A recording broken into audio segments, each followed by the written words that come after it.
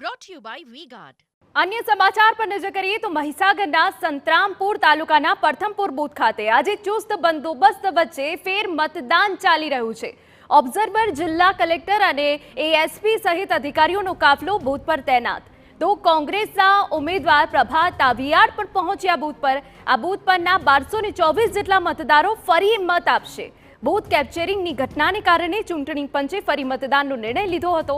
રાજ્યમાં મતદાન તો પૂર્ણ થઈ ગયું, તો શા માટે માત્ર પ્રથમપુરના બૂથ નંબર 220 પર ફરી મતદાનનો નિર્ણય લેવાયો? આખો એ ઘટનાક્રમ સમજીએ તો 7મી તારીખે 25 લોકસભા બેઠકો પર શાંતિપૂર્વક મતદાન થયું, પરંતુ મહીસાગરમાં સોનાની થાળીમાં લોઢાની મેઘ જેવી ઘટના બની।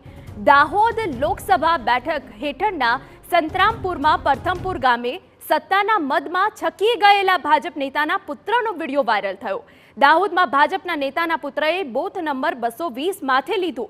જશવંત ભાભોર માટે લોકોને વોટિંગ કરાવ્યું। કોંગ્રેસના ઉમેદવાર ડોક્ટર પ્રભાબેન તાવિયાડે કલેક્ટરને ફરિયાદ કરી। આ મામલે ફરિયાદ નોંધાઈ।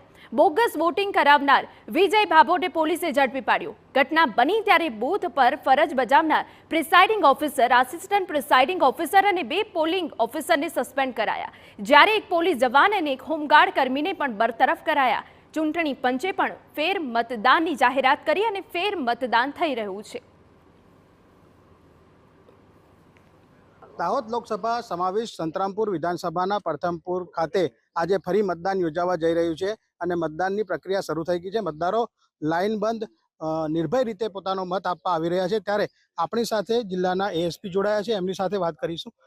સર, મતદાનની પ્રક્રિયા ફરી હાથ ધરવામાં આવી છે, શું કહેશો?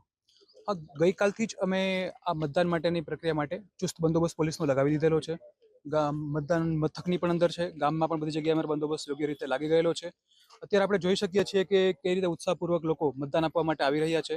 પુરુષો તેમજ સ્ત્રીઓ બંને બહોળી સંખ્યામાં મતદાન મથકમાં જોવા મળી રહ્યા છે। મતદાનમાં પણ જેટલા બી મોડેલ મતદાન મથકના નોર્મ્સ હોય છે તે પ્રમાણે બધી જ આપણે સુવિધાઓ પણ કરેલી છે, એ પ્રમાણે બધા જ નોર્મ્સને ફોલો કરેલા છે। અને ગઈકાલે આ રિશેડ્યુલ હોય તો બધા જ ઉત્સાહ રહે લોકોમાં, તો તે માટે અમે આખું જિલ્લા તંત્ર, એડમિનિસ્ટ્રેશન, કલેક્ટર મેડમ છે, એ પોલીસ તંત્ર છે, તો અમે લોકોએ પણ સાથે ગામના વિવિધ ફળિયાઓની મુલાકાત લીધેલી છે, બધાને મતદાન કરવા માટે અપીલ કરેલી છે અને લોકોએ પણ ખૂબ જ શાંતિપૂર્વક રીતે આવવા લાગ્યા છે બધા વસ્તુ, અને શાંતિપૂર્વક અને ભયમુક્ત વાતાવરણમાં અત્યારે મતદાન થઈ રહ્યું છે। વાત કરવામાં આવે પોલીસ સ્ટાફની, તો કઈ પ્રકારના પોલીસની વ્યવસ્થા કરવામાં આવી છે અહીંયા? અત્યારે ક્રિટિકલ ડિક્લેર કરવામાં આવ્યું છે, એટલે કે આપણી પાસે સીઆઈએસએફના પણ સેક્શન આવેલા છે સાથે। સીઆઈએસએફ તો નહીં, પણ આપણે પેલા એસઆરપીના સેક્શન આવેલા છે અત્યારે, જે નોર્મ્સ હોય છે તે પ્રમાણે। સાથે સાથે આપણે જે બી મતદાન માટેનું કોઈ બી એક હોય ક્રિટિકલ માટેનો ક્રાઇટેરિયા કે આટલા પોલીસ હોવા જોઈએ, તે વસ્તુ ક્રાઇટેરિયા ફૂલફિલ કરેલો છે।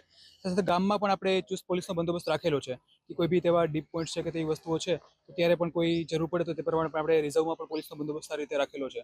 અને પોલીસ ગઈકાલથી જ બંદોબસ્તમાં તૈનાત થઈ ગયેલી છે અને શાંતિપૂર્વક રીતે મતદાન માટે મદદરૂપ થઈ રહી છે। તો આ હતા જિલ્લા એએસપી ભેડા સાહેબ। તેમના કહેવા પ્રમાણે ચુસ્ત પોલીસ બંદોબસ્ત વચ્ચે શાંતિપૂર્ણ માહોલમાં લોકો પોતાના મતાધિકારનો ઉપયોગ કરવા માટે ફરી આવી રહ્યા છે અને પોતાના મત આપી ફરીથી એકવાર મતદાન કરી રહ્યા છે। Ashish Thakar, TV9 Mahisagar. Brought to you by V-Guard.